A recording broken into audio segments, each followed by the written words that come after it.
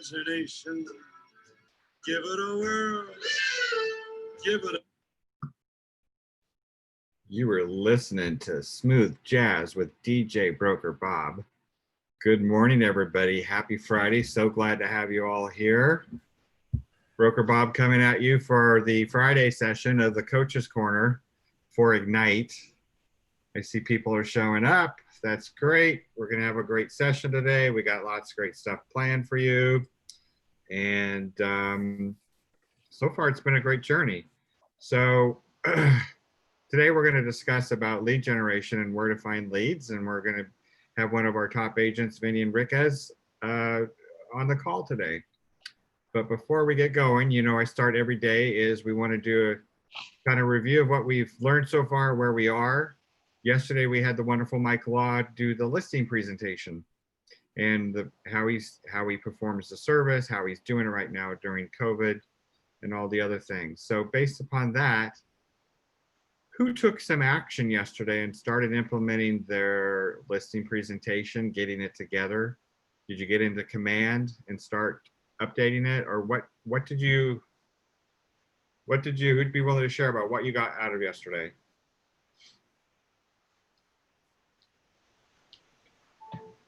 And of course, don't be shy. Remember bold law, how you participate here and how you participate everywhere. I see some people ready to press the unmute button.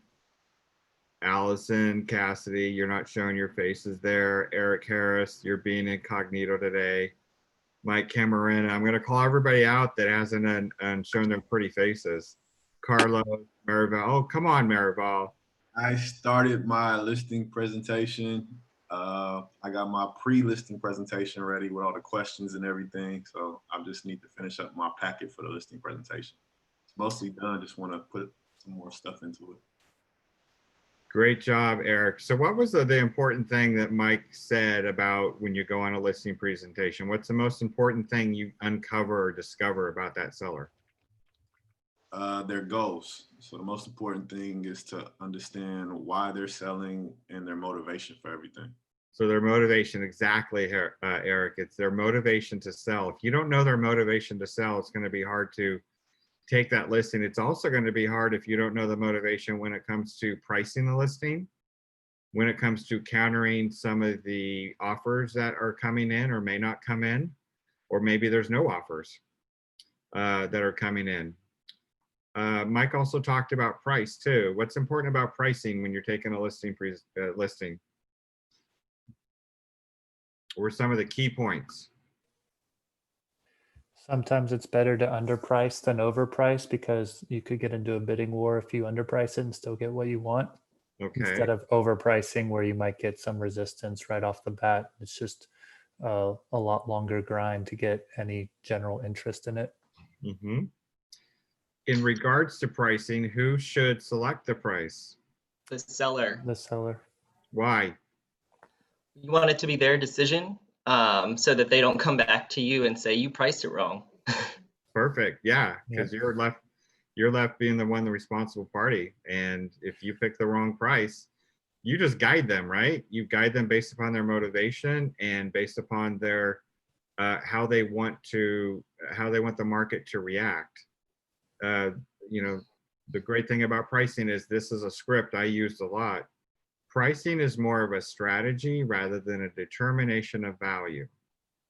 Mr. Seller, pricing is more of a strategy than a determination of value. And the strategy is to get the most amount of eyes on your property.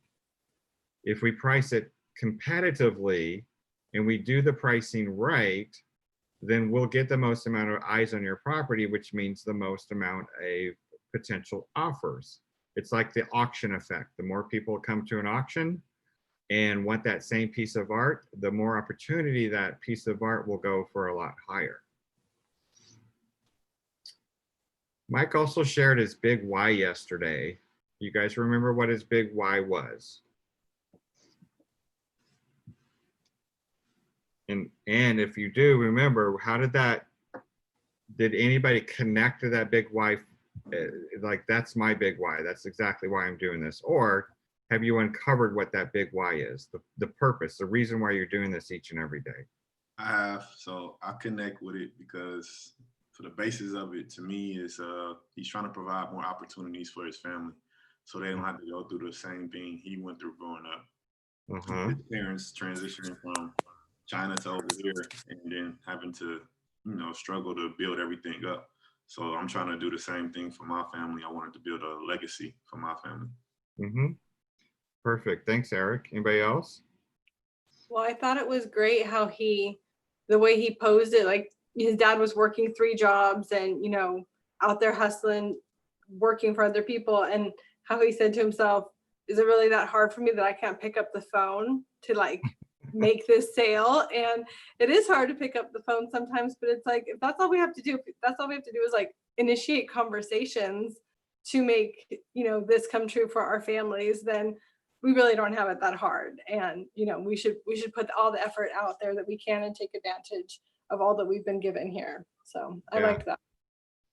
I mean, his family and his story was a true American immigrant family, a real true story about how someone comes to America with a bigger vision about what they want their life to be. And that melted my heart when Mike was telling me that, because I didn't really know that whole background. I sort of knew some about that, but not all that, where he said, what was it? He was so tired of eating white rice and cabbage, like Cabbage soup. cabbage soup, like he'd go vomit it out or throw it away. He'd rather go hungry than eat that. Could you imagine eating white rice and cabbage all the time? So that was his strategy, and that was his goal.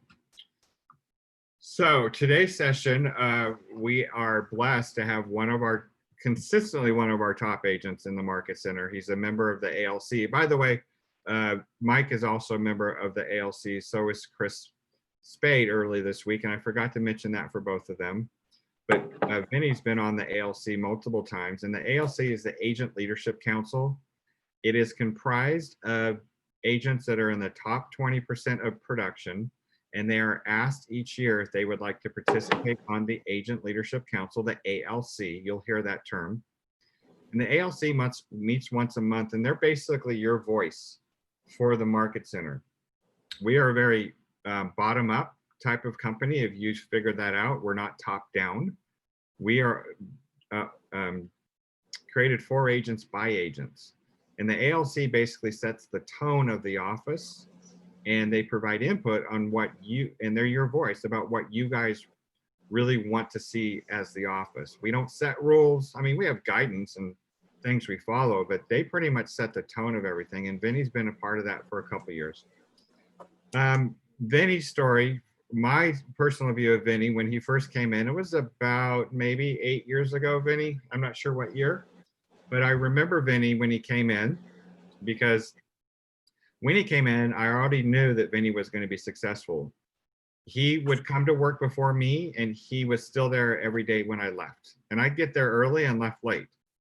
And Vinny always did a lot of open houses too. That was his mainstay. He worked the system, he created a plan, and he was consistently doing open houses back in the days when we can do the physical ones. Every week, he did 3 to 4 a week with his signs out there. And I believe he selected a geographic market of North Park.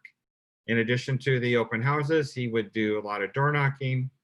And there wasn't a time that I did not see Vin in the office without his phone to his ear.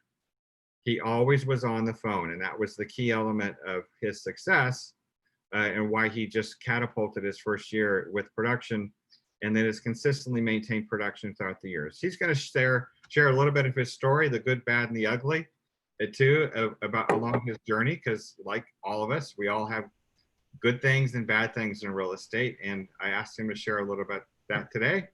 And without further ado, let's get into the material and introduce Vinny. And by the way, I will be dropping today's materials in the chat box. So if you're in here, if you don't have them, I will have them in there. So without further ado, take it away, Vinny. Thank you, guys. Hi, everyone. So quick backstory about me. Born in San Diego, left, came back finally in the end, but went to college in the Bay Area, did an internship at Marcus & Millichap. It's a commercial brokerage. And after that semester of internship, I said, I'm never getting into real estate. This is not for me. So I did construction, bartending, that kind of stuff. I was in construction for about 6 years, I think. My last year, I was in Afghanistan. I knew that I needed to just make a stay back in San Diego. So as soon as I came back from Afghanistan, I enjoyed myself for about a month while I was interviewing different offices, and then just jumped into real estate. So when Robert talks about the idea of being consistent, I mean, when I was out there in Afghanistan, we'd work basically 7 days a week with 1 day off a month. And I looked at it. I still remember when I made that first phone call. I think it was like I called an agent. I want to say at like 7:30 or something like that, and I got yelled at. It's like, you never call an agent before 9 o'clock or something like that. It was something I was like, wow, okay, people are kind of lazy here. So yeah, so that was kind of my taste in real estate. So when I got going, I didn't know what I didn't know. I just knew that I needed to have conversations with people. So Keller Williams really pushed the idea of open houses. So I was like, all right, well, open houses it is. I go, okay, well, how can I get eyes on myself? So I got a bunch of signs. I think about 40 signs when I started get going, and then just put them first thing in the morning, wake up at like 5 o'clock, put them out there, do my open house between 1 and 3, and then pick them up later in the day. Just get eyes on it. A couple of times people would steal my signs, take my signs, things like that, the cost of doing business. At the same time too, I heard about geofarms. So I started prospecting North Park in a kind of an area. And going back to Robert, I still remember him and some other people, right, saying that area is saturated. Okay. So I door knocked North Park the second time, I think it was, door knocking a house. I get an interested party that's looking to sell their property. I get the listing and I get that signed. Probably, I think the fourth time door knocking the community, I still remember there was 2 houses down from me. I think it was 2 or 3 houses down from me. I saw another agent door knocking that house. And at that moment, all those things people told me about how saturated North Park was came to fruition at that point in time. Right. So I stopped door knocking, stopped geofarming that community because everything that they told me in that moment came true. Or I believe that way. And so from there, I still did open houses, but realized that I needed to find another way to leverage myself. So I started getting into cold calling. So did a lot of cold calling, kind of put open house by the wayside, did expires, did NODs, foreclosures, things like that. Mind you, I didn't close probably my first deal of my sphere probably for 2 years after I was in the business. I was afraid of calling my sphere. So I would only close new deals, things like that. And from there, started realizing, okay, well, what's the next step? Where can I grow from? So I started getting kind of a balancing act of that. Brought on my first admin, probably 4 or 5 years in the business. And they started telling me I need to start putting my face on social media because I hated putting myself on social media. And if you've, oh God, really? Now you don't stop. Yeah, exactly. So if you're friends with me on Facebook or see stuff like that, I have 2 podcasts, I have videos, I have all this kind of stuff now. But yeah, a couple years back, did not want to put myself out there. I was like, I see all these agents putting themselves out there and it just looks ridiculous. All they're talking about is they sold this property, did that, whatever it might be. I'm not doing that. So I got talked into by one of my admin. And probably like maybe 2 years ago, started building a team. And from that, kind of learning the process of how much I give guidance for my team members, but also prospect for myself. And throughout that process, it's definitely been a learning curve. There's been multiple times that I've said, what other field can I jump into if I want to get out of real estate? Maybe that's not right for me. I mean, anyone that tells you differently, and I know there's agents, that we work with that tell you it's been easy or there's been successful, blah, blah, all that kind of stuff. I mean, to be honest with you, they're BSing you because they want to make themselves feel better. That's the whole point of me bringing one of my podcasts together, The Road to Growth, all about overcoming adversity and coming through the struggles, the headaches, and that kind of stuff. I've had 120 episodes like that now on the podcast, but that was the whole essence of that, is to basically, I'm going to speak till I'm blue in the face that you're going to come through failure. You're going to come through headache. You're going to come through doubting yourself. Are you really good? I mean, I've done over 190 deals in my career, and I still think about it. I'm just like, God damn, I did the right thing. Am I, why? And then I have to remember myself. I've done this in the past. I've closed that deal. I did this, and then reaffirm basically why I'm looking to build a team, why I'm looking to do that. So have faith in yourself and know the process you want to go forward with, and be confident in who you are and have that support system around you. All right. So that's kind of a little bit about myself. So are you gonna, Robert, you gonna put a PowerPoint up? Did you need me to run the PowerPoint on mine? I thought usually I give Oh, I have it. Yeah, I got it. Okay, I'll share it.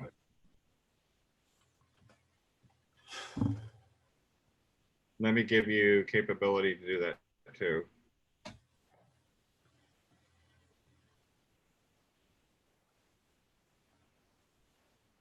And if you guys have any questions throughout the process, I mean, Robert's already told me you guys can ask a lot of questions. So feel free to comment or just start talking.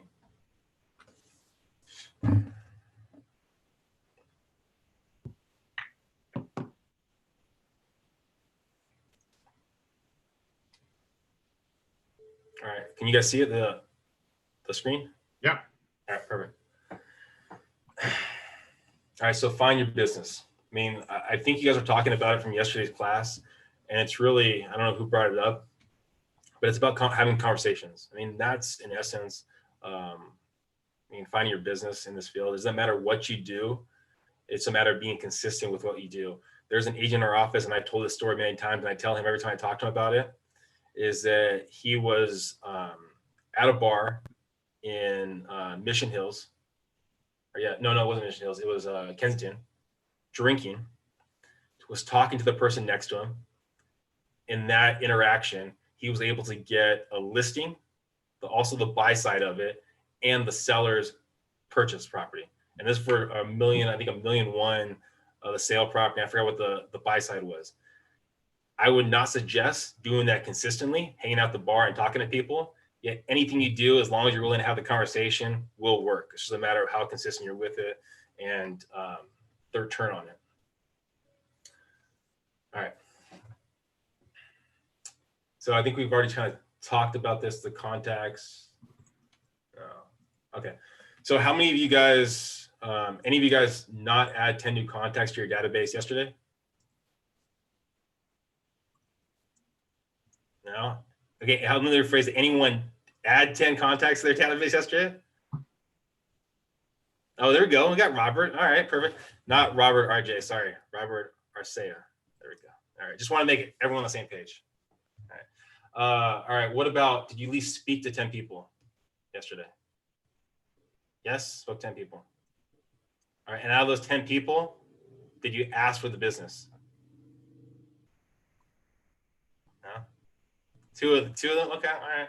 Well, it's a work in process. I mean, in progress. I mean, I'll be honest with you, there's some times where it's just like, gosh, do you want to ask for the business? I don't want to be that sleazy realtor. The thing you have to tell yourself though, is look at it this way, right?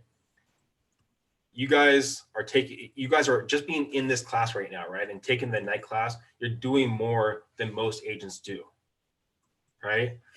I think it was 2019, maybe it's 2018, but we had more properties, we had more real estate agents in San Diego County than property sold, right? And if you watch Ashley's stats yesterday, right? It doesn't take that much to be based on the top 20%. I think it's like one deal and you can be the top 20% of all realtors, right? So any person you're talking to, let's look at them as they're one of your close family members, friends, parent, whatever it might be. Do you really want that person to do a transaction with someone that hasn't done a deal this year or know at least the process of what's going on with COVID and everything like that? You probably don't.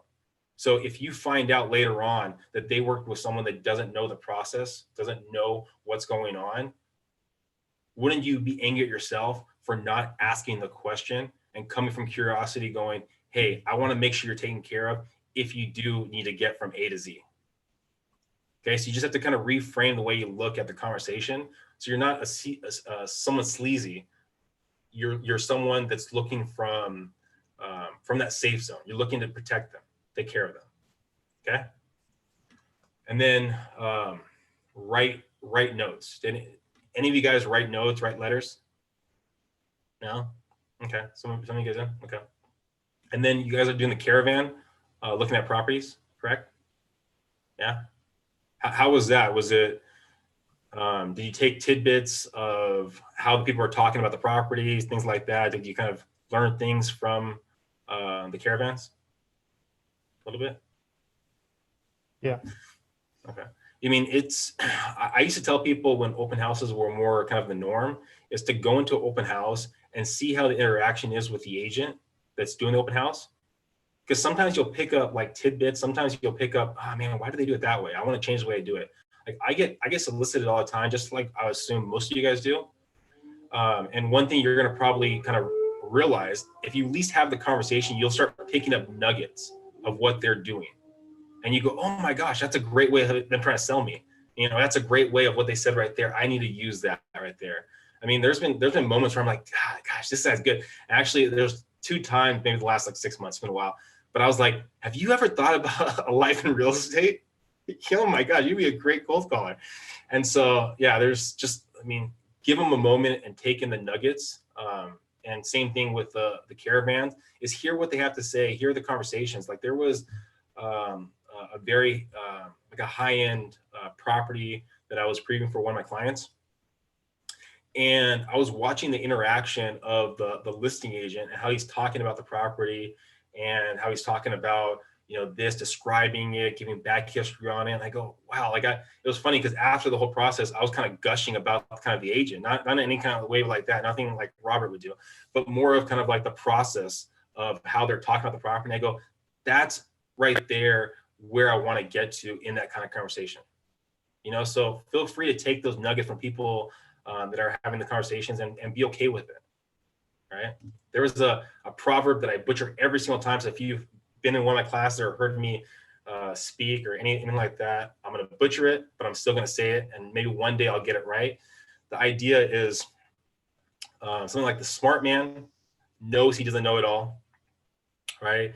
Or the Superman thinks he knows it all. The smart man knows he doesn't know it all. The wise man listens to the Superman. Right. In essence, basically, if you're willing to listen to anyone that talks and soak it in, you're going to start picking nuggets, what they have to say. Like when I started doing the podcast and I was into the podcast, I go, oh my gosh, this person has a horrible story. Like this is the worst story ever. There's not really a lot I can engage with. And then I started realizing later on, I just go, oh my gosh, I'm not listening to it. I'm not finding the good nuggets that they actually have to offer. That's not basically on them. That's on me not understanding how I can get the most out of this person.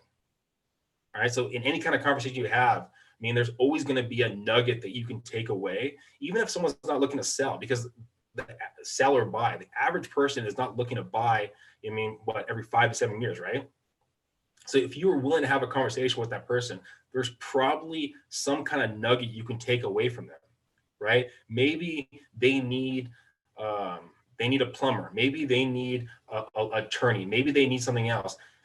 Now, what does that do? You can get them send them over to one of your referral agent or one of your vendors, right? And then ask that vendor, hey, I know you come across a lot of people. I want to send you this person right here. Can you think about me if you ever come across someone that needs some real estate help?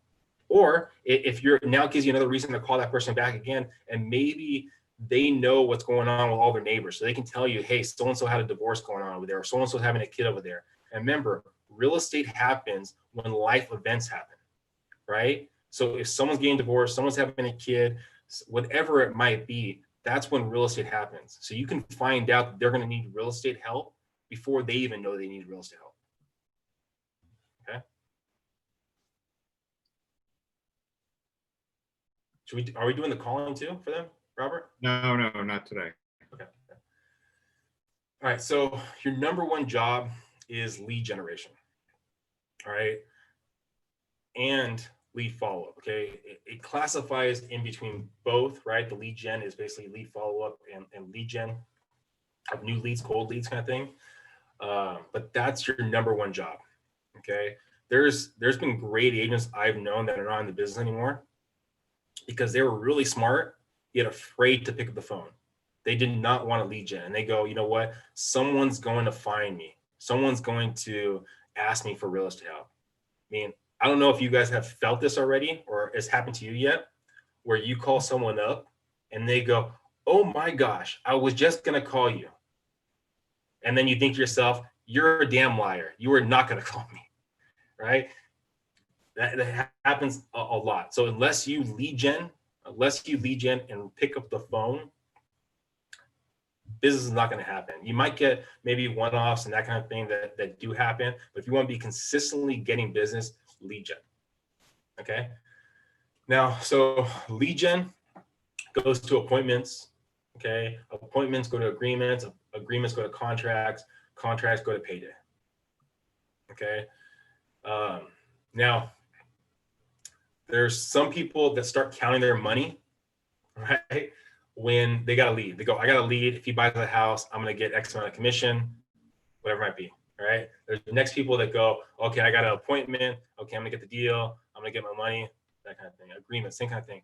For myself, I mean, I try not to look at what the outcome's going to be until it's actually closed and done with.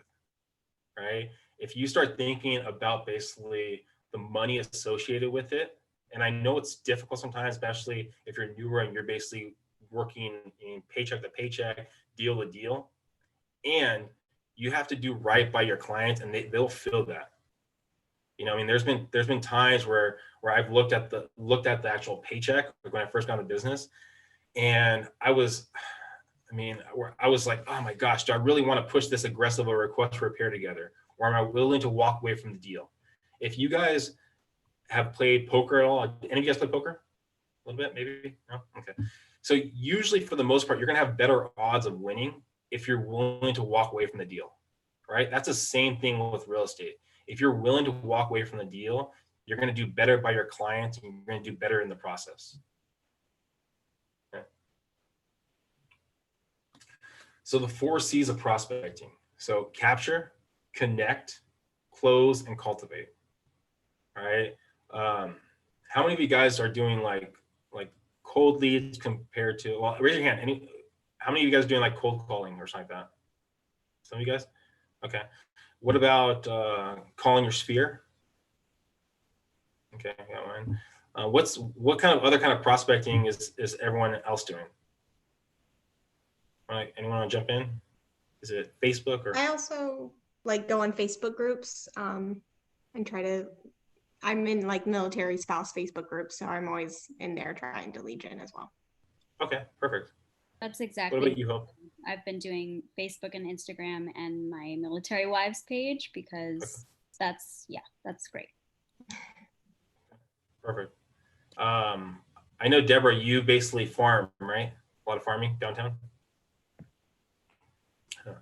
So yeah, I mean, it's, and I think for Emily and Hope and whoever else is doing Facebook stuff, I mean, those are platforms that, consistent with it over time, they're going to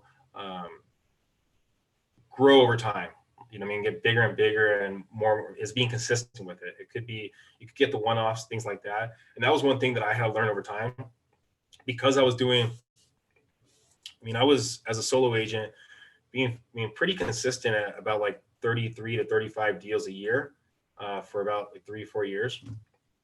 And it was the thing that I stepped on realizing was because I was doing cold calls, right? Doing NODs, doing divorces, things like that. Those people are not really going to be looking to buy after the process is done, right? They're going to be, I can get the sale right here, yet they're going to move out of area. They're not going to buy for a good amount of time. So I had to find something that was going to allow my business to grow over time, right? So that was the idea of, okay, well, can I start doing more stuff online? Can I start doing these other avenues? Like what Emily and Hope are doing is basically the Facebook things like that.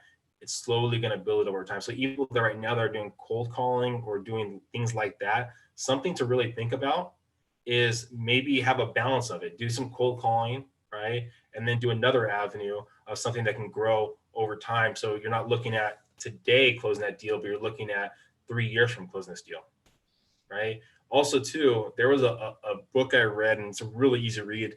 I don't think I have it anymore, but it was he sold the most cars by the Guinness Book of World Records, right? And his whole thing, he talks about a lot of different things, and there's stuff that we can't do anymore, right? But one of the things that he brought up is he did cold calling in the 70s. And what he would do, he's got the yellow pages. Now, this is a joke that anyone that I guess is old, late 30s can say. For you young kids out there, the yellow pages is where you have the phone numbers and that kind of stuff. But anyway, sorry. My attempt at a joke. All right, so what he would do is he'd get the yellow pages, and he would call, like if it was Bob Johnson, right? And he'd go, "Hey, Mr. Johnson, I'm calling you because your Chevy whatever Cruze is ready to be picked up."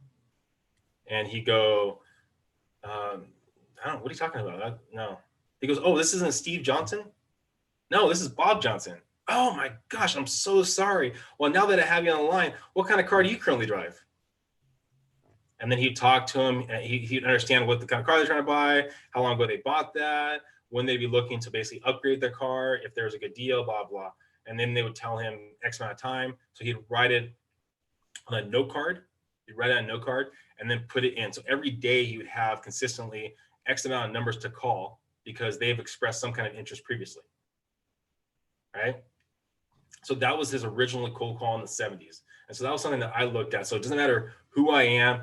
And some people on my team, I heard this a lot with them, is every time you have a conversation with someone, right, if there's some kind of level of hope, right, that they're going to be doing a deal in a year from now, whatever, it could be 2 years from now. I've had people that said 3 years from now, because I have a bankruptcy, I can't do anything before, whatever it is. And I go, oh, I plan to be in the business in 3 years from now. So fantastic. I'll follow up with them in 6 months from now and see how the process is going, ask them for a lead, whatever it might be, ask for permission. And now every day I have, about 50 people I can probably call that I've talked to in the past because they've expressed some kind of interest of real estate in the future. Okay. So it's cultivating and closing over time. I mean, there's a lead I'm working on that I talked to, I think it was about 5 years ago. Like, so it's, if you're going to be in the business in a couple of years, it doesn't hurt. And the worst case scenario, if you're out of the business, you'll get that referral fee. Your future self's going to thank you. All right. So your sphere of influence, all the people who know you, trust you, and may do business with you. So this was something that I didn't believe, I think, when I first got into the business. So after college, I did maybe, I don't know, about 6 months at a company called Primerica. I don't know if any of you guys are familiar with that company. Oh my gosh, maybe it was only 2 months. It was a very short time that I did there. But they really pushed hard about basically your downline and things like that. That was actually, when I heard about the downline at Keller Williams, I associated it with Primerica, and I was like, I'm not coming to Keller Williams. I'm not going to be part of this kind of system, whatever.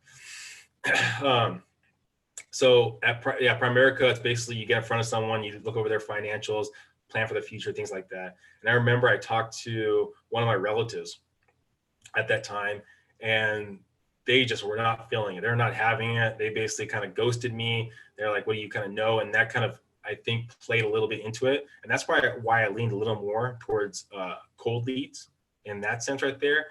I think for the most part, if you relay, and looking back on it, if I relay to my sphere, the system that I had in place with the office here and the coaches that you might have, or the people you can talk to in the office right there, it's not necessarily you if you don't have the information, but it's the people that you have surrounding you that are going to help you get the answers that you need to get to. Right? I think has anybody been in the hospitality industry before? Yeah. I mean, it's a rarity, and correct me if I'm wrong, it's a rarity if someone's going to yell at you if you don't know how X cocktail's made, or if they have sugar in this food item, right? It's a rarity. The same thing in real estate. If they know that you're looking out for their best interests, right? And they're asking you, hey, is that complex VA approved? Right? And you go, I don't know, but let me find out for you. I'm gonna say, okay, cool. Is there anything else you want me to find out about that property? Oh, no, that's it. Okay, perfect. Let me get that and get back to you. I mean, it's a rarity that someone's going to get angry at you. And if they get angry at you for something small like that, is it really something you want to work with? Some person you want to work with? So just something to think about. As long as they know that you're working for their best interest, that you truly care for them, and you have the support system around you, this is definitely going to ring true.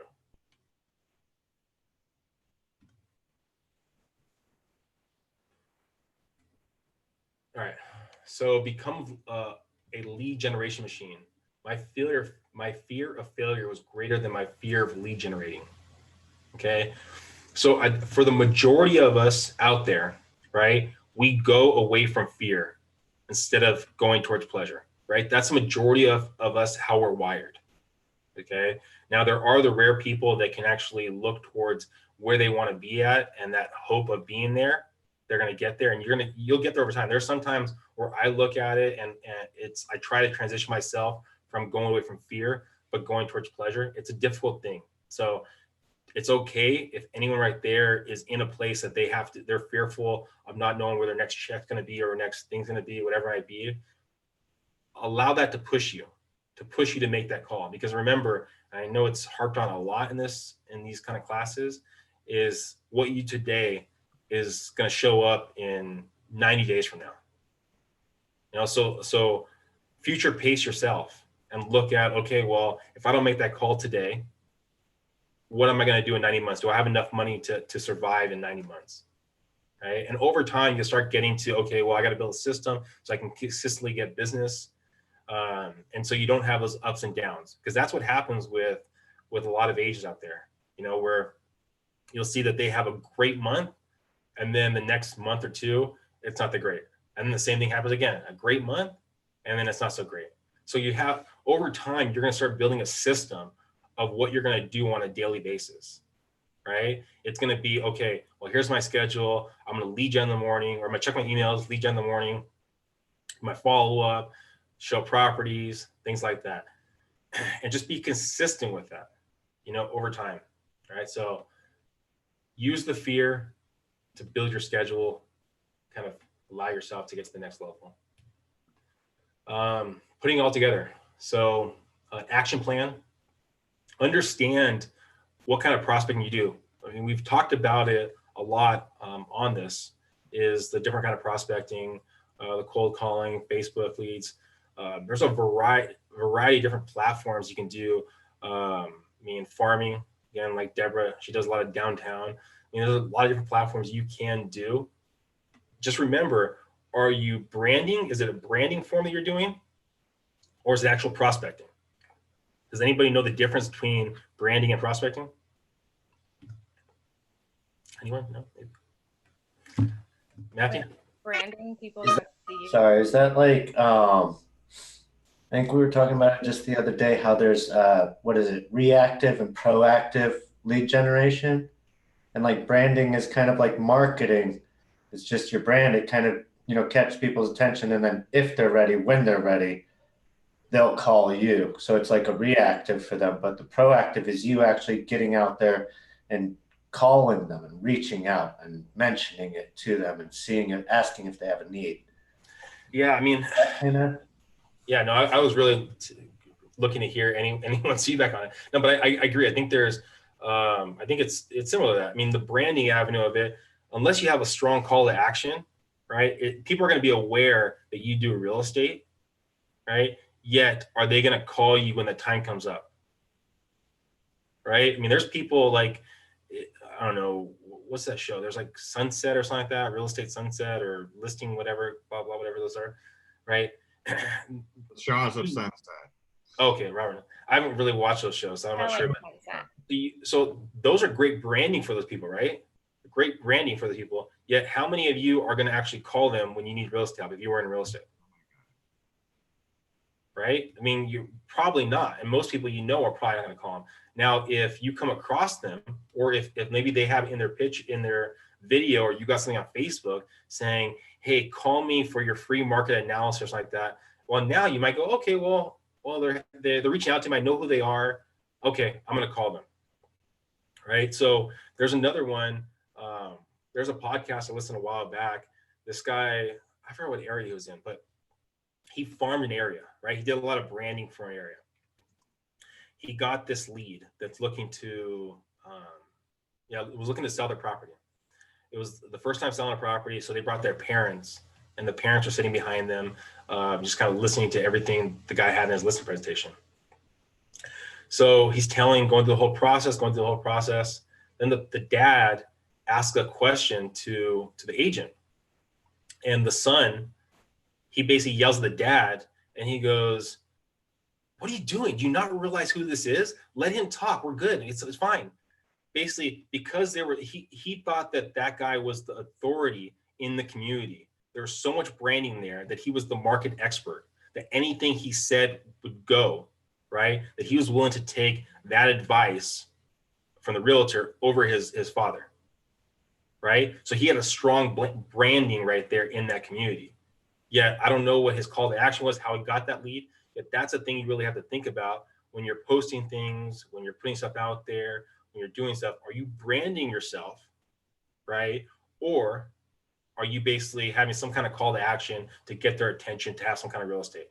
Like, I'm not sure who, follows me, or we're friends on Facebook, whatever it is.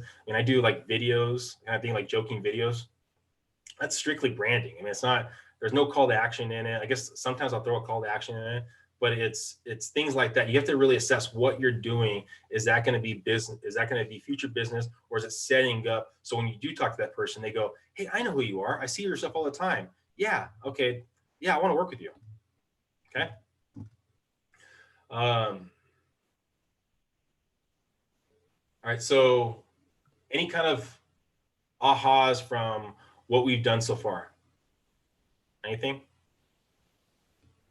We get a shy bunch today. Hopefully they'll open up and unmute themselves. So I guess, go ahead, Matt. Okay. So I guess for me, it was just, you kind of stressed building a system to grow your business every day. And you have to have a structured way to do your job every day in order to stay on task and build your business. There was a guy at one of the mega camps. He said the difference between a great agent and a mega agent was the great agent basically makes sure every transaction is great, right? The mega agent makes sure the system is great, right? So every time, right, and we actually had this on our call this morning, every time a situation happens in your transaction, in your prospecting, whatever it might be, right? Every time there's a situation that happens where you got the deal, where you didn't get the deal, you have to take a second to assess, what could I have done different and what could I change to my system that allow me to get that deal in the future? Or does it reaffirm what I'm doing is the right way of getting business? Make sense? Yeah, it does. Any other ahas, anything like that? Francis says the point about cold calling being an advantage resonated. What has been your journey with cold calling, Benny?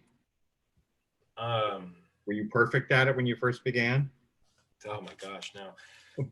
So I look at it like any of you guys boxed before? No? Okay. So, yeah. So if you, or what is it, the Shaolin Monks, right? What they do, right? To get their fists so strong, right? Is they first start punching in water, right? And it gets like stronger, calluses, that kind of thing. Then they punch into like sand, right? And then it gets stronger and stronger. And then they start doing like rocks. They slowly start building it up to like a stronger avenue, right? But you're building calluses on yourself to protect yourself. I remember like the first time I called, I was getting like rejected, telling it to F off, to kill myself, things like that, right? And it was like, oh my gosh, I have to stand up and just be like, oh my goodness, what just happened? Like it's just like it was. And now, I mean, if I don't get an FU, every once in a while, it's, I'm like, am I being aggressive enough? I mean, like there was the last time that it really hit me was I thought there was some rapport happening. This maybe like 2 years ago, I think it was, but I thought there's some rapport happening with the person. And then they tell me to go, how about this? When you grab a gun, put it down your mouth and shoot yourself in the head. And then he went off on some other stuff, some sexual stuff too. Yeah, I was like, oh wow, that was something. Yeah, for the most, I mean, it's getting rejected, getting that kind of stuff is something you grow over time because you're getting one step closer to that yes. I mean, there was a great visual that I forgot where I saw it, but they had I think 20 people. I think it was at a bowl clash like that. They had 20 people stand up, and they told one person to say yes, right? And so he just goes no, no, no, no, no, no, then stop right there. He goes, some people would go right here, right? Yet we're bold right here, so we're gonna keep going forward. So they ask the next people, no, no, no, no. Finally get to the yes. They go, if you would have gave up right here, you would never got that yes. So always look at when you're basically calling, when you're asking for business, that you're just one step closer to that yes. And even if you're horrible at scripts, right? And I know majority of you here, maybe all of you guys are great at scripts, but even if you're horrible at scripts, being consistent with the calling, you're gonna get that yes. I mean, that it's just a matter of, you can fall into it. You can fall into that yes, and then dive deeper into it, get more information, and then kind of go from there. So cold calling, I think it's a great avenue for now business, right? Sometimes you'll get basically business that's maybe 6 months or farther out, but it's a great avenue for now business right now. So to answer your question, yeah, cold calling can be great to do. Also, know what data set you're calling.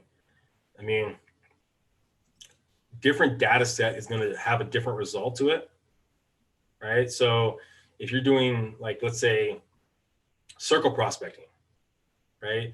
Probably less people calling and less likelihood that person needs some kind of real estate help, right? So if you do get a conversation with someone that needs real estate help, they probably have less people competing for that deal right there. So better odds of getting it, yet you're probably gonna have to make more phone calls to get to that one person that has interest, right? Out of area buyers or out of area sellers or owners, right? More people calling that, and, right, a more likelihood that they need to sell or some kind of real estate help, right? Expireds, FSBOs, same kind of thing, right? It's more people calling it, yet more likelihood they need kind of some real estate help. So also too, the data set you're getting. I mean, I know we offer at Keller Williams different data sets right there. So you pay for better data, better numbers. It might be easier, less people calling them, better your odds. So stuff to really assess when you're making calls on it. And don't take everything to heart. So if you're calling and you get shot down, don't take it to heart. Understand that all it is just one step closer to getting that yes. And what could you learn from that conversation? I mean, there's been times where I get off the phone and I go, damn, man, what could I have done on that call? Man, oh my God, I was so close. And I think some of you probably heard me say it before. I think someone a little bit better with scripts might be able to close that deal, right? And knowing that you're not perfect, yet you're striving for perfection, is going to make your life easier. No one's perfect. And again, anyone that says that they're perfect or shows that they're perfect, anything like that, there's some insecurities there, or they're lying about something, right? So know that we all fail. Yet if you learn from that failure, that's what's going to change one person to the next person. Okay? So learn from that failure. I think that's one of the biggest things that I've picked up over time, because now when I fail in something, I look at it, it's a learning experience. And that's, from the podcast too. I've heard so many different people where they're like, oh my gosh, someone was telling me they had $100,000 failure in this business. And they go, it was one of the best $100,000 I ever spent, because I learned a lot about my business and I changed my system, and now they're making, millions of dollars. But at that time, it felt like it was the world was ending, but they took that moment to really understand what happened when they lost that money and why they lost the money and how can they make it better in the future.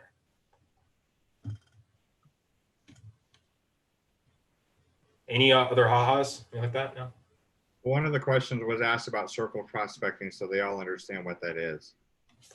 So circle prospecting, it's you're basically calling a just listed or a just sold, or you have a buyer looking to buy in that area. So it's very visual. I mean, us real estate agents, maybe are not the most creative. So circle prospecting. So we're prospecting around basically a location, a spot, just saying, hey, we just sold this property over here on excellent thing. Have you ever thought about taking advantage of the market? Or we have this new listing on the property. Usually neighbors like picking their new neighbors. Who do you know that's looking to move into the area?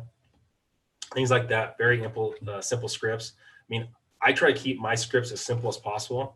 And I've said this, I've used this, I've sold this story before. And again, if you guys have ever heard me on any of these classes, you probably heard some of these stories being told before. I think it was Robert De Niro. He when he would get a script, right, he would break down the script and he would say, okay, this first paragraph right here, this is the emotion I'm trying to get across. This is a story I'm trying to tell.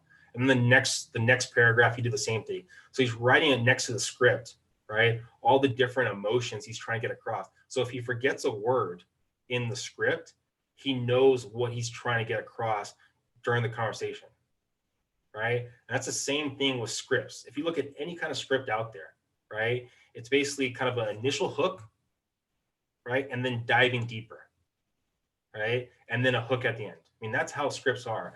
And what you're trying to do in that script, like, so that's why the idea is when you're calling someone, or you're door knocking someone, and you're saying, okay, we just had this property sale down the street, right? We just had this property down the street. You're hoping that that's going to be the hook that's going to get their attention, right? Then if that's not the hook that gets their attention, okay, well, how long have you lived in the area for, right? What do you dislike about the area? Now you're hoping that they're going to talk negative about that community, right? Well, also, you're not telling them this. You're trying to find a reason why they're going to want to move to another community, right? If they dislike these things, right? These are going to be the nuggets you can use to help them find basically another property. Okay, what do you like about this community, right? Now you're trying to get that hook for them to talk right there. You're trying to get some hook to have a conversation with this person right there, right? So you can build some kind of rapport and then allow yourself to dive deeper with this conversation and understand, and this is kind of something I use, is if we all think about, like, let's say a box right now, right? We all think about a box. I bet you that we are all not looking at the same kind of box, right? So someone tells you they want a box. The only way you're going to understand what that box looks like is by asking questions, diving deeper, right? So once you understand what that box looks like, right, then you can go for the hook on that person. Does that make sense? Yeah. So that's how any script's done. And there's so many scripts out there, right? So just understanding whatever script you use, that's in essence what you're trying to do. Okay, get the initial hook, find out what that box looks like, and then hook them again for that appointment.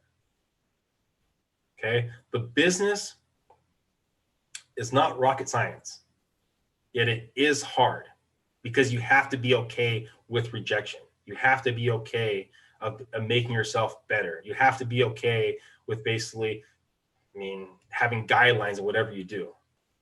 I mean, yet the essence of what you should do on a daily basis shouldn't be that difficult. And you're going to get, I mean, real estate agents are even though we sell on a daily basis, you have to think that we're some of the biggest targets for other vendors, other companies, other entities out there. You ask why? Well, if the average agent selling, let's say, 5 deals a year, whatever that number is, they're getting lump sums of money 5 times a year. So if I prospect that agent at the right time, when they just got a nice paycheck, and sell them on this golden goose of a ticket of how they get more business, they have some money put away. Mind you, most agents probably don't think about where their next paycheck's going to be. Now they can sell you on the idea of, hey, you just got a nice paycheck. Why don't we double down? Why don't we triple down and make you more closed deals, more sales, whatever it might be. So something just to be aware of. We're getting sold all the time, just like you need to sell your client and help them get to where they need to get to. So do you want to do a 5-minute break, Robert? Yeah, we're going to go to a 5-minute break. Everybody will be back at 11:02 be back online or in your chairs, ready to go at 11:02.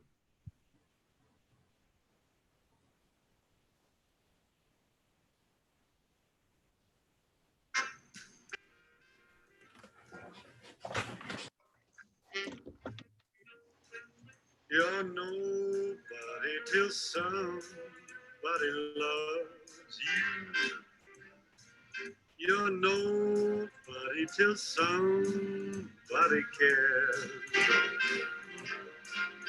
You may be king, you may possess the world and its gold, but gold won't bring you happiness when you're growing old. The world still is the same, you never change it. As sure as the stars shine above, you're nobody till somebody loves you. So find yourself somebody to love.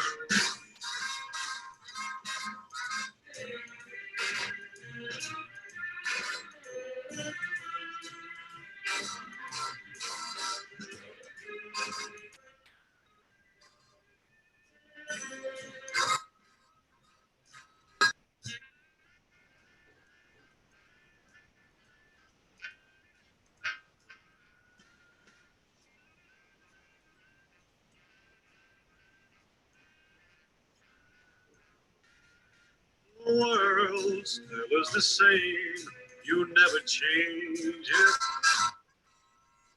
As sure as the stars shine above, well, nobody till somebody loves you. So find yourself somebody to love.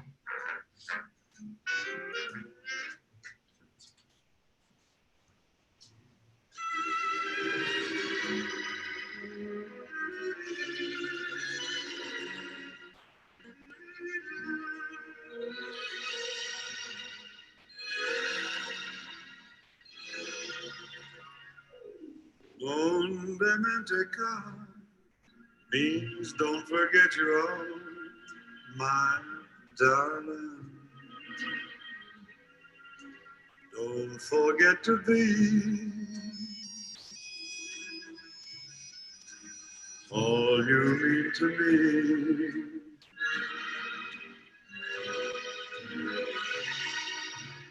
Donde menteca, my love is like a star, my darling, shining bright and clear. Just because you're here,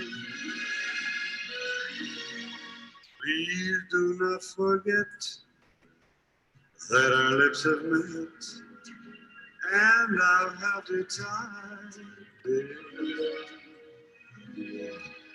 Was it dreams ago? My heart felt this glow, only just tonight, dear. Donde menteca, although you travel far, my darling, it's my heart you own, so I'll wait alone. Donde menteca.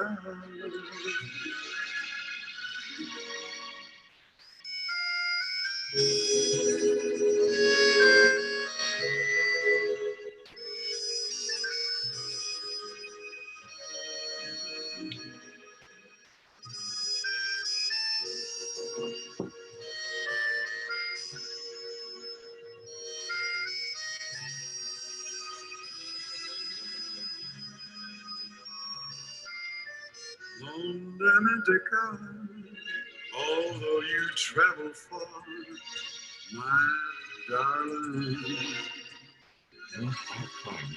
It's my heart you own, so I'll wait alone.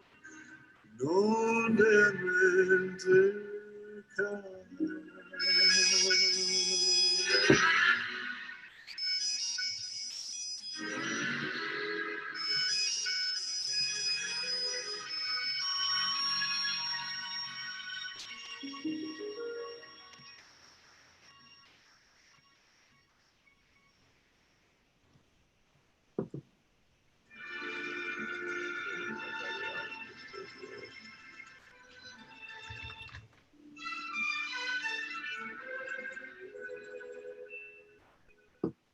Guarda il mare come è bello, spiritando e sentimento, come il tuo sape haciendo,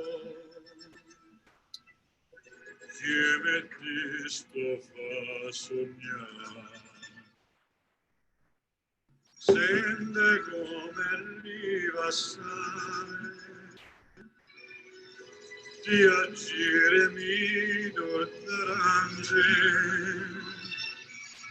un tuo fiume non val cuore,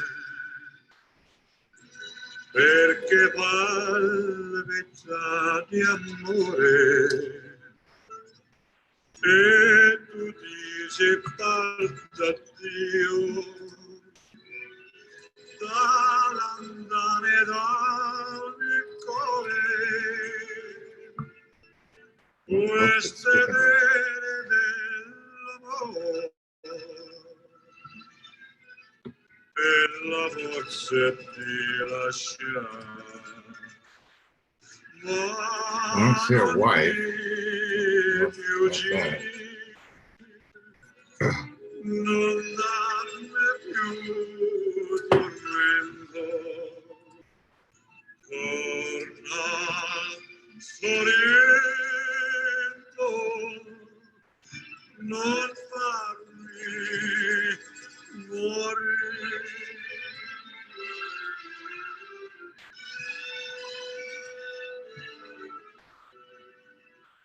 Smilingly I saw you taking all that once you loved forsaking, and I felt my heart was breaking. Oh, how could you go away?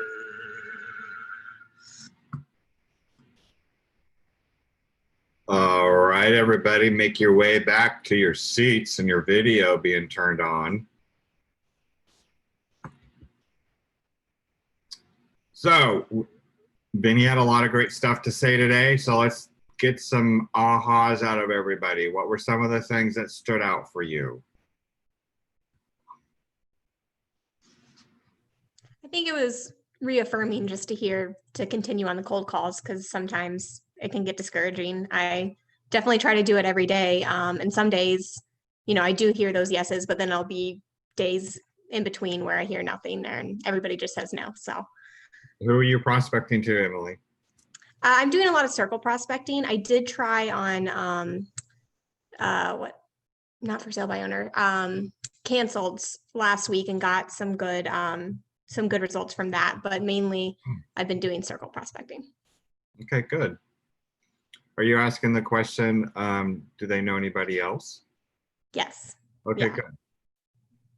Good. All right, anybody else? I have one. So as far as cold calling and how he was talking about, you know, what are you doing it for? I was thinking, think about it as this way, as you're calling for your client. So when you cold call, one way, especially in the market we're in right now, is you could be calling FSBOs for your buyer. If you're thinking about it that way, you're providing a service and not just trying to look for another client for yourself.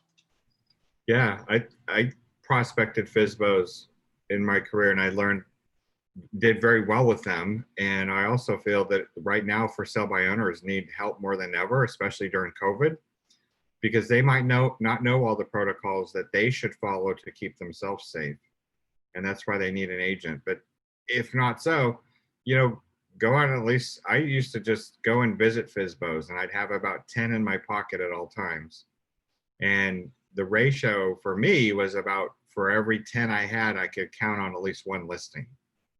And again, I ran my system. I had a system that I did each and every day with them. And if I stayed consistent with it, then I had listings. If I didn't, then I would see that, okay, that I would not have the business that I expected.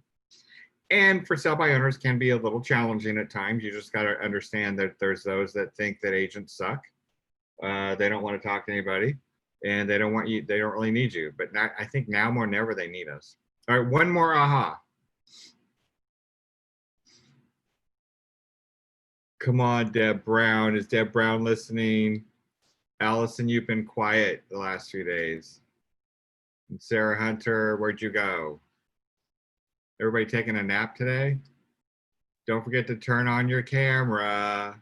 Oh, I'm here. Well, I'll say I like what just Vinny has a very good energy of just kind of being aggressive and just kind of just diving in, just going for it. And I feel like I kind of fear that part of it and just nervous. And I'm totally nervous of this sleazy salesperson that you mentioned. But, I still that's not my intention, of course. And, I remind myself that they're not going to think like that if I'm coming from, the good place that I am and the contribution. And so, Vinny just kind of just wants you to just dive right in. And I think that's what I need to do, because I have been hesitant for, I'm just kind of dipping my toes in the waters, calling a few friends here and there and putting little tidbits out there. But I just need to go, jump in, dive in.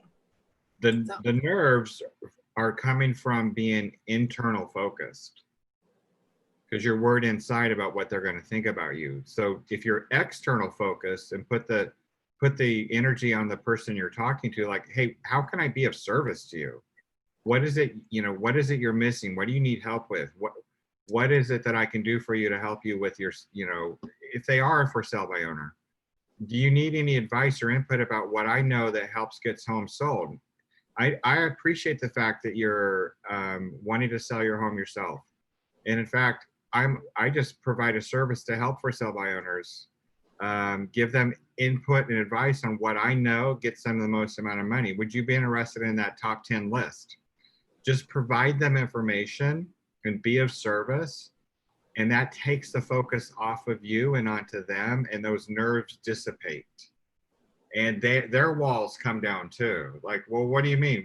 Because then they're like, well, what do you mean you're going to give me something? It's just a service I provide. I just want to be helpful. That's all. Nothing more than that. Okay, so we move into the next hour. Vinny's going to continue with some stuff. And then we'll finish up the call today with me asking a few more questions about Vinny. And one thing I admire about Vinny is he just sees something and he implements it and puts it into action. He's always tech forward. He started a podcast. He's always looking at the mindset. And that's what his Road to Growth podcast is all about. It's like he wants to uncover and untap potential, and he realizes it's all about mindset. So hopefully he'll talk about a little bit about that today too. Yeah, so going off of the two things that Sarah talked about, there was I don't know, it's a football player or someone like that. I think it was a football player, NFL player. But they talked about it. As soon as you don't have those jitters anymore, you probably should retire from the NFL. Yeah. Right?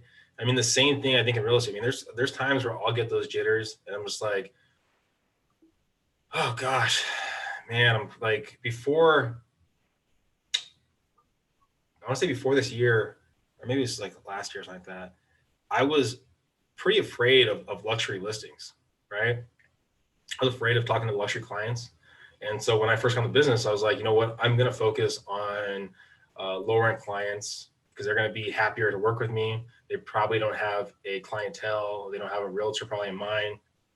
So I built this whole idea in my head that that's the clientele that I want to go after. Probably talking about that actual point, the showing I had where I was showing a client luxury property I think it was last year, and I saw that agent talking, how he was talking. It was maybe middle of last year, I think it was. And I go, gosh, damn, man. That's who I want to be. I mean, I always try to figure it out. Who do I want to be as an agent? I mean, where do I want to take myself? And I go, that's, man, right there. That's the style right there. That's, I mean, showing the properties. Okay, how can I incorporate this in what I'm doing already? So I made a game plan end of last year, and I go, that's going to be a focus, is getting to luxury. I mean, I had a luxury listing at 1.7 or something like that when I was doing the business. It never sold though, never sold. And so I was like, God damn it, that's what I want. That's what I want to be. That's what I want to be. So I was able to make kind of a game plan together. And then this year, I want to say I've sold, I think 2 or 3 properties, and then we have 2 listings above $1 million.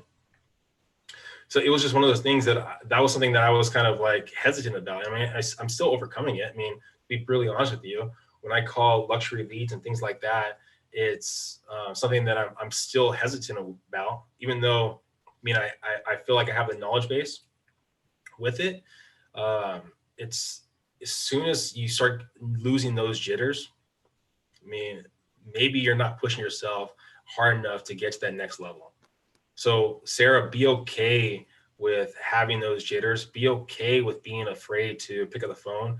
Just remember, pick up the phone. I mean, another thing that it took me a while to really pick up is being aware that I'm not as important as I think I am. Right? So that idea goes to, if someone yells at me, right? If someone tells me, don't ever call me again, go kill yourself, do whatever. I mean, they get angry at me, right? You really think go kill yourself? Oh, yeah. I got one the other day, yesterday, I think it was. Told me to go F myself and some other stuff. Nice gentleman, I bet. But I mean, he could be going through some difficult times. They could be going through some difficult times, and they could be in a bad situation. I mean, so they're not trying to tell me to F off. They just need to get the rage out, because maybe their kid's in the hospital, maybe their family's not doing well, maybe their dad's not doing well. So don't take it to heart. I mean, there's been times where, I mean, I remember this a couple years back, and it took me a while to actually understand the idea that I'm not as important as I think I am, right? Yet there was a time previously where I called this person up, and they're like, don't ever effing call me. Don't ever, I'm never selling my house. I'm never selling my house. It was like 2 weeks later, I think it was, right? 2 weeks later, I saw that they actually were in the process of selling it.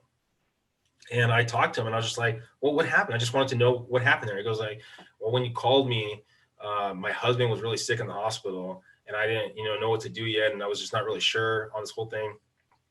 And I just, I just don't want to deal with it. So that's why I was angry. Sorry about that. And then, when I was able to cool down, basically the first person that called me, we had a conversation, and we got an offer and went that way, so it's something to, to really think about, just to be aware of that, be aware that we all, I can't think, right, that I know enough what's going on with everyone on here, right? You guys are dealing with your own struggles, your own successes, own failures, own situations going on. So I can't even assume to know what you guys are going through, right?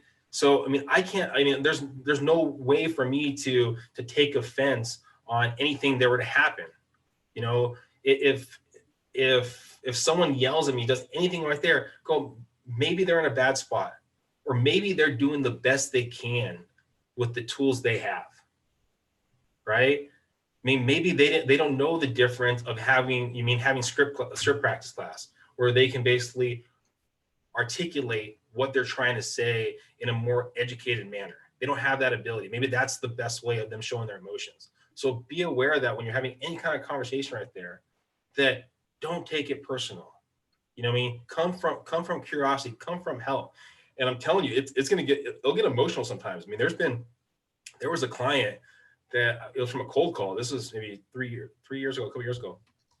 I'm talking to her, and she was talking about the idea that she might be thinking about doing something. I was like, all right, fantastic. I'll follow up with her. Called her again. She tells me she has cancer. And I'm like, oh my gosh, I'm so sorry. And, you know, now she's like, yeah, I'm not going to probably do anything. But I was already kind of emotional, invested a little bit with it. So I was like, you know what, I'm just going to follow up with you. You know, a couple months, just make sure you're taken care of. So we just had kind of a conversation. She would get excited to get my call when she picked up. We talked probably, I mean, for 2 years, and she got cancer. She got rid of it, got cancer, got rid of it. One of the second to last times we talked, she goes, you know what? I'm such in a bad place right now that I want to die. My family doesn't love me. My kids don't love me. They want me to die. They want my stuff. I'm trying to talk her out on the phone. I'm not even thinking about real estate anymore, right? I'm not even thinking about real estate anymore. I'm just thinking about trying to find something positive in her world so that she basically tries to survive. So she's telling me how she has to get 2 doctors to sign off on her death so she can basically euthanasia her. And then she goes, you know what? I'm just going to, once I stop taking this chemo, we can basically meet in person and actually have a conversation. We never got that. She did tell her daughters in the end, because she told me all these stories about what was going on with her daughters and how her daughters hated her and that kind of stuff. In the end, she told her daughters to talk to me about basically listing the property. They ended up listing with someone else. I had a conversation with the daughters, but it was one of those things that I had like a somewhat of a kind of emotional attachment to this person, because as we are talking to the people, right, that we're having conversations with, right, you should be able to mirror and match them and dive deeper to figure out how you can add value to them. It's not about just selling real estate. It's about adding value to other people, right? And if you're doing it in a right way, right, if you're doing it in the right way, you're going to start basically getting their emotions and coming, I mean, from curiosity, but also from care. And so it's really hard if you're doing it in that way to not get emotionally attached to the people you're having these conversations with, the people that are even buying house from you, selling house from you, and wanting to do better by them, right? So we can just be basically a funnel to help them in what they're going through, right?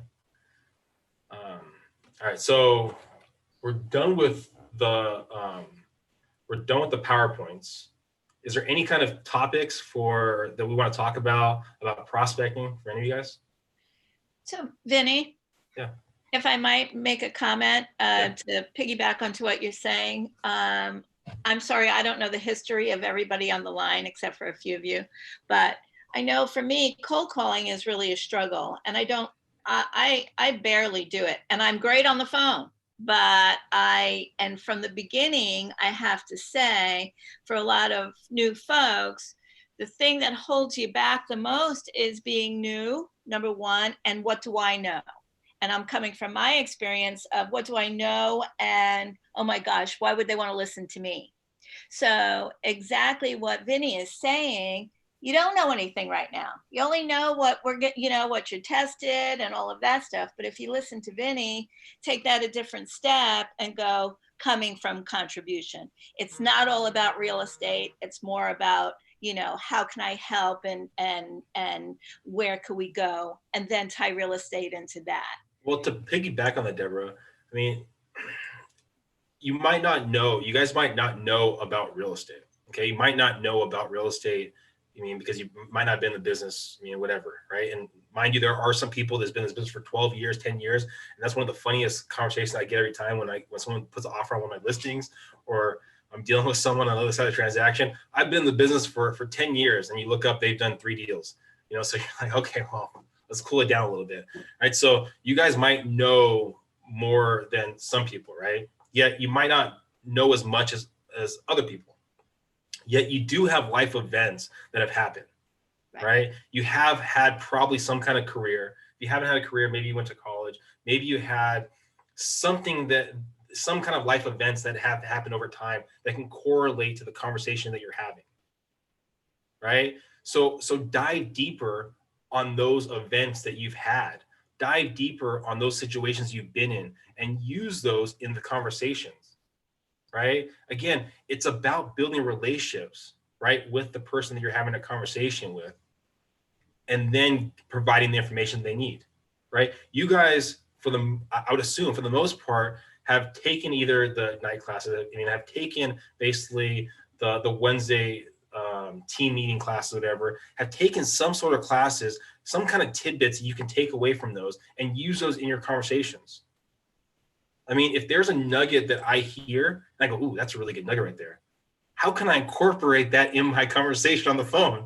I mean, it's the same thing with you guys. Take the couple of nuggets that you know. If there's a grant program, if there's something about VA, if there's something that you found out when you're working in the hospitality industry, how, you know, they can basically buy in this area, or this area has, I mean, better food to offer because they're not really familiar with San Diego, or this, whatever it is. Try to find your story to help you in your conversation.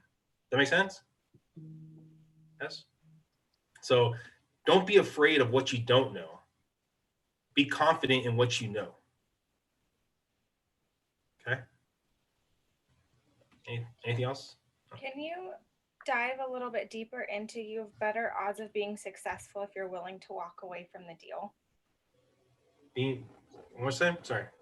At one point we were talking about like you have more success if you're willing to walk away from the deal. Can you dive into the, I guess, kind of like the psychology behind that?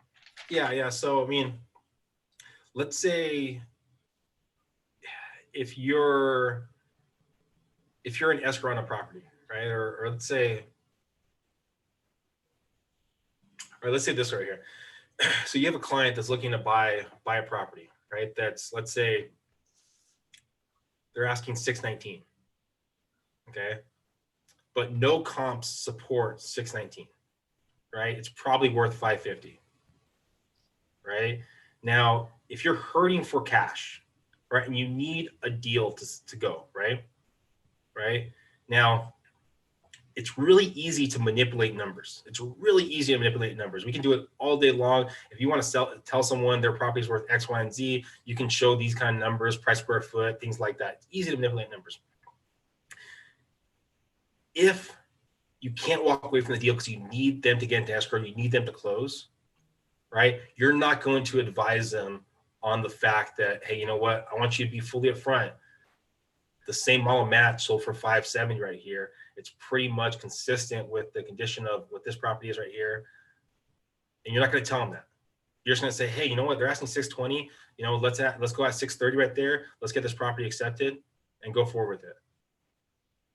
Right? So you're going to do right by your clients and win in the end. Now, another way to look at that too is, let's say you're an escrow of the property and you find out that the property is kind of falling apart, right? You follow the property is, there's mold or whatever in the property, and you're seeing that. Now how do you tell it to your clients? You go, oh, you know what? There looks like there's a lot of sunrooms that we weren't aware about, but it's a great opportunity for you to do some upgrades to their property and make it your own, right? So you're trying to keep them into the deal, right? Compared to, hey, you know what? We might want to double check these basically over here. It looks like it might be something. Let's dive deeper into it. We might have to ask the seller to take care of these items right here. And I want you to be aware, if they say, no, we can't come in agreement, are you okay to walk away? I mean, if you need the cash, you're probably going to steer away from really trying to dive deeper into that because you don't want them to get afraid of going forward with that property. So you're doing right by your clients in that way. And also too, I mean, it comes to the idea of cold calling. I mean, when you're talking to someone right there, I mean, there's been times where I'll call the person up and I mean, they're just like, we'll talk for a second and then they just say, leave me alone. Right? Or I can't go, or they hang up on me. Actually, this happened the other day. Someone called me up. I'm talking to them for a second. They asked me the price of the property. And as soon as I get that, they hang up on me. Right? I'm like, you gotta be effing kidding me. All right. So like, I mean, having the conversation, just hang up on me. You can't just say anything, can't tell me F off or anything like that. So I call them back up and I go, hey, I mean, they didn't pick up. And I was like, God dang. So I sent them a text. And I go, hey, we got disconnected. Sorry about that, right? Because you always say that you accidentally disconnected. And sorry about that. We got disconnected. When's a good time for me to call back? Finally got a hold of them the next day. Right? Because I'm like, you know what? I'm not going to let this one go.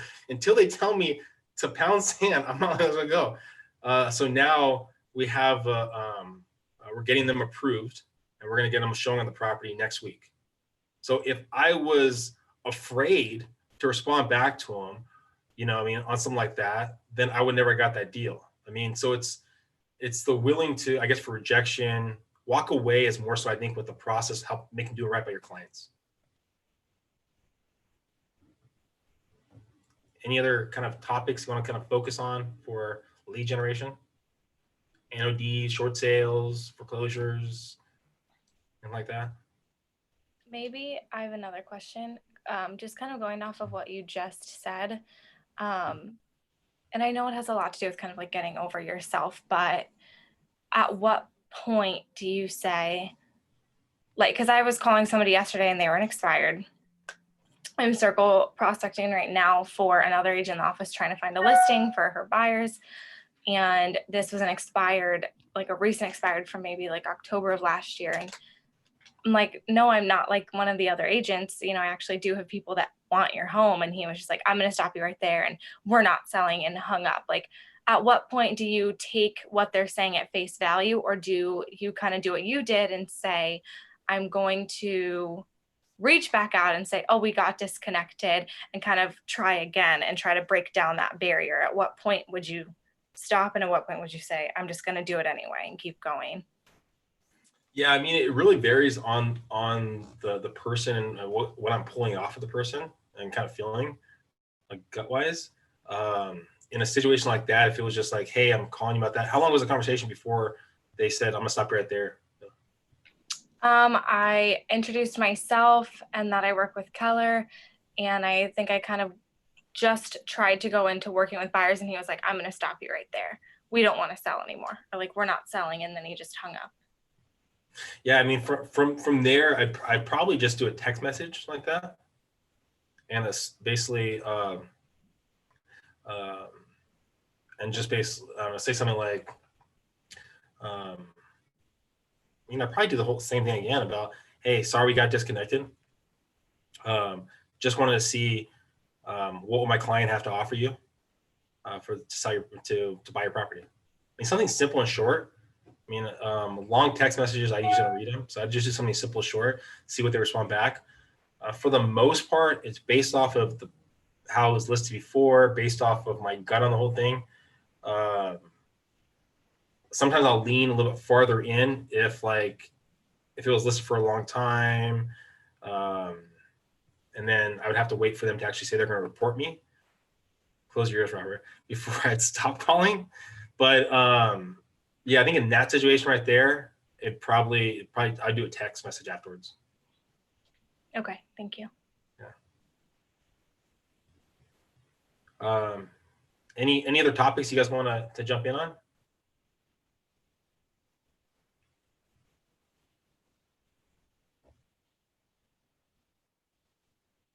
All right, what about this? What sort of prospecting?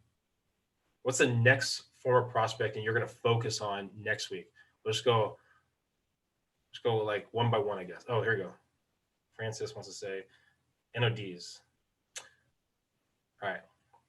So how does everyone know what a NOD is? Notice of default. Okay. So in California, right, you have when a notice of default's filed, there becomes 90 days from the date that it was filed, the date that the notice of sale can be filed. Okay, and then the notice of sale is another 30 days. Right? So you're talking about 120 days from start to finish. Okay. Now, in that time, right, you'll see maybe on like Zillow and those kind of platforms, you'll see like pre-foreclosures. Sometimes your clients will be like, oh, I just saw a property for sale there. You got to remind them the pre-foreclosure doesn't mean it's for sale, right? It just means that it's in default. Okay. Now, in that window of time, right, the seller has the ability, or the owner has the ability, right, to sell their property, okay, traditionally, right, if they have equity. If they don't have equity, they can short sell the property. So they're selling short of what's owed on the property, okay? They can basically ask for a modification, right? So they can request from the bank a modification, maybe a longer time frame of paying back their loan, lower interest rate on the property. They can do a deed of lieu, right? Or they can get some kind of grant program, right? Keep Your Home California a couple years back was probably one of the bigger ones in California. so it's usually going to probably be in this case, it's probably going to be modification. They also can cloud title, right? That's what a bankruptcy does, right? So they cloud title, and if you can't basically transfer a property with cloud title, so if they do a bankruptcy on the property, like a Chapter 13, then it would draw out the foreclosure process. Okay. So during that window of time, right, people reach out to these individuals trying to entice them either to sell their property. Sometimes you'll come from the idea of, let me help you try to keep your property. And then, I mean, probably I would say maybe at 30% of the time they can keep it, maybe 70% they get denied. And so then in the end, they're going to be able to help them sell the property. So that's kind of what happens in that window of time. And then what you'll see like on Zillow and those kind of platforms, when it gives a number, that number could be what the price is going to be at the auction steps, the starting price. Remember, it's the bidding price, okay? Or it could be what they bought the property for previously, or it could be just some kind of estimate, right? So sometimes you can get like really swayed. You see a really low number on a good property, and your clients will. So be aware of that. If they try to tell you, hey, this property on this street right here is for sale, you can kind of educate them on what's going on there. But yeah, defaults, you're going to probably deal with a lot of investors. And if I'm assuming majority of you guys have been hit up by investors and reached out to about, hey, this is the best sales pitch every one of you is going to get. Who wouldn't want 3 sides of one transaction? Who wouldn't want that? Probably everyone wants 3 sides of one transaction, right? Well, you know what? I'm an investor and I can be your client. If you find me a property that's run down, I can give you an offer on the property. You can get the seller to list it with you. And then once we rehab the property, I'm going to relist it with you. You start licking your lips. Okay, I'm going to work for you. You're going to get every single investor trying to sell you on the idea. So be aware of that. If you do work with an investor, find out if they're an investor or a wholesaler. Okay, there's a difference. I've learned my lesson on this. A wholesaler is going to lock your property up and then sell it to other investors out there and then make basically proceeds on top of that. Okay. All right. And how do you find that out? So what I'll usually do, because they're all going to tell you that they're investors, right? It's cash. It's cash, mind you. I mean, most of them are going to use hard money anyways. But so I usually ask, I go, well, what properties have you currently worked on? Or what properties are you currently working on, right? And so you'll see the name on title, right? And then if you can verify basically they own the property, and they're probably doing the work themselves. They're not a wholesaler. Also, you can see basically what properties they've actually sold on the back end. So you can actually see that they've actually done it. It's harder to track it down because you don't know. I guess you could see the old title of it and see that it was them when it closed and then the new owner on it. But really diving deeper on that kind of stuff. But yeah, you're going to get everyone trying to sell you an idea that they use cash and things like that. Any other questions? Oh.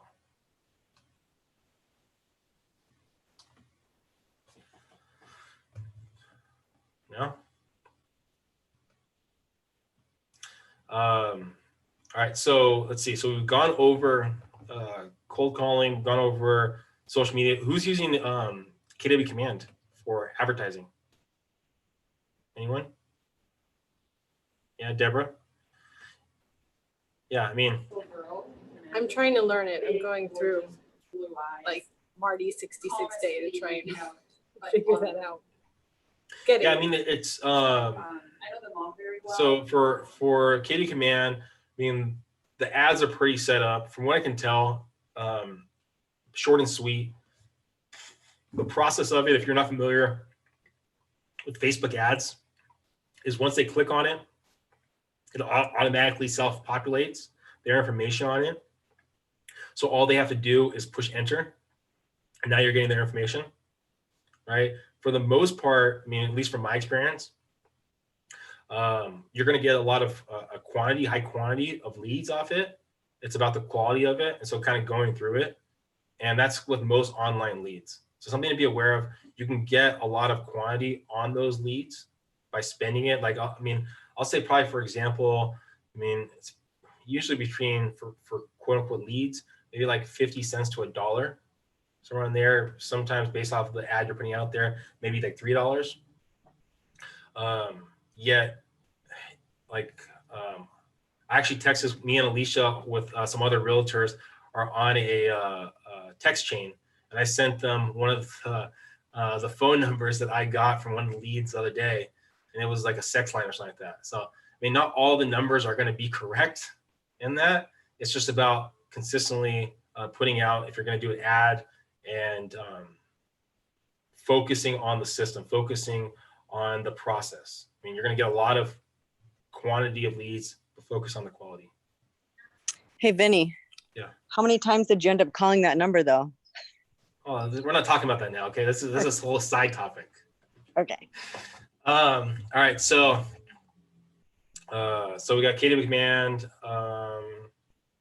vendors, right? So how many of you guys are working with vendors like plumbers, handyman, videographers, business owners, things like that? Are you guys like, do you have a vendor list? Any of you guys? No, maybe a little bit. Okay, so that's something very easy to do, is start building your vendor list. I mean, find out good people that you can work with. Probably the first place is going to be a handyman, right? And then maybe like a painter kind of thing. Things that people you talk to on the phone, especially if you're cold calling or in these Facebook groups, right? Then you can connect them, right, with other people.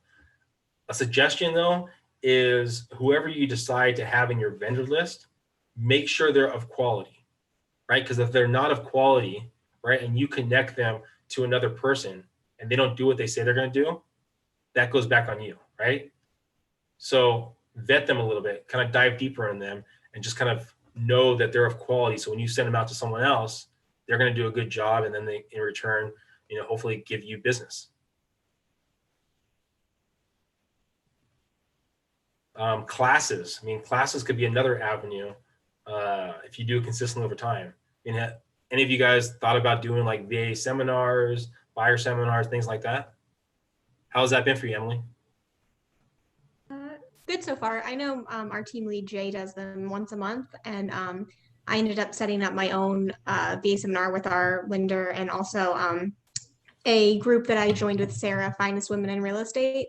The founder of that group wanted me to bring in an investor she works with. So a lot of networking going on, but I'm hosting my first one on August 26th. So we'll see how it goes. Nice. Yeah, I mean, being consistent about it. I mean, some people are definitely better than others, I think, in that.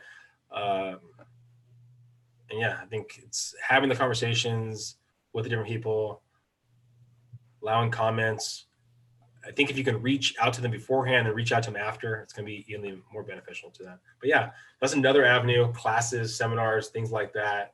And then, I mean, even social media. Like, if let's say you're on Instagram or Twitter or one of those kind of platforms.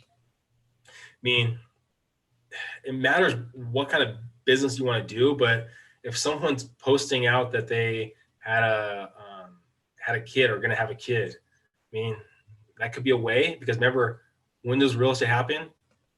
When life events happen. So if someone's having a kid, I guess a divorce, things like that. I mean, ways to reach out to the other person and say, hey, do you need a trusted resource? Anything else, guys? You guys want to go over? What do you think, Robert? I think it's about time to wrap up, but I want to know your big why. So I mean, it took me a while to really learn my big why. I took it was like a script class, NLP class, and then that it was able to dive a little deeper into kind of my big why. So my grandfather was he did construction, and he did pick fruit and stuff like that on my dad's side. And so my dad's always had this idea of kind of building kind of like a legacy. I know you talked about it with Mike talking the same kind of way. So he kind of wanted the name to have some kind of legacy. And I think over time, I started to realize that if I allow myself to be successful, that will basically, all the hard work that my father put together out there will allow his dream to come true. I think that's kind of, in essence, why I'm willing to do what I'm willing to do, is because that bigger goal. That's great. So if you were to leave these agents with 3 pieces of information, or let's say just advice as a brand new agent, if you go back in time when you're a brand new agent, what piece of advice would you give yourself that you would also give them? Be careful who I listen to. I mean, that's probably the first big advice. Be careful who I listen to. I've told this story before, is I was at a networking event, and I've only gone to, I want to say maybe 3 networking events since I've been in the business. I've gone to, I want to say maybe 3 different caravans. So it's something that I'm working on about dealing with other agents and different people in the field. But I went to a networking event, and I remember this one agent telling me how great she was. And again, I try to listen to everyone and take their feedback and listen to them. I go, well, what's the key to your success? What's going on? And she told me, well, I've been crushing it at Facebook leads. I mean, that's what I'm doing. I'm getting so much business out of Facebook leads. And I was like, wow, for real? Okay, what are you doing? And she's just talking, telling me how great she is. And I was like, oh my gosh, okay, fantastic. So she gave me her business card, and it's really easy to look people's numbers up. So I looked her numbers up, and she was been in the business for 10 years, consistently doing 3 deals. I think she did 4 deals 1 year. And I was just like, wow, like if I didn't look her up and I took her advice at face value, I probably could have shot myself in the foot. I mean, the same thing when I listened to the naysayers about that the North Park market is saturated, right? When I was door knocking, again, when I go back to that deal, when I was door knocking and I already had a listing, but I saw that person 2 houses down that was also door knocking, another realtor door knocking.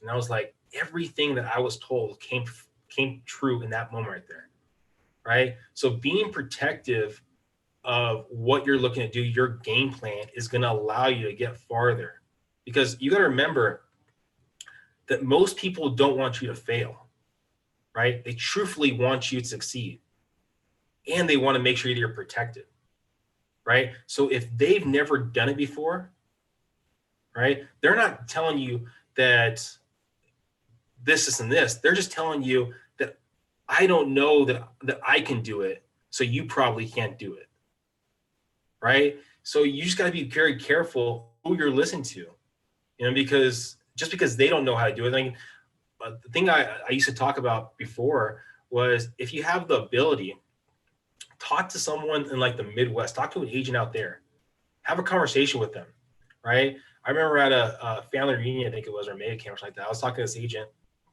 and we're just BSing, and he's telling me, he goes, yeah, man, I'm doing all right. I could do a lot better. I mean, it's I don't know.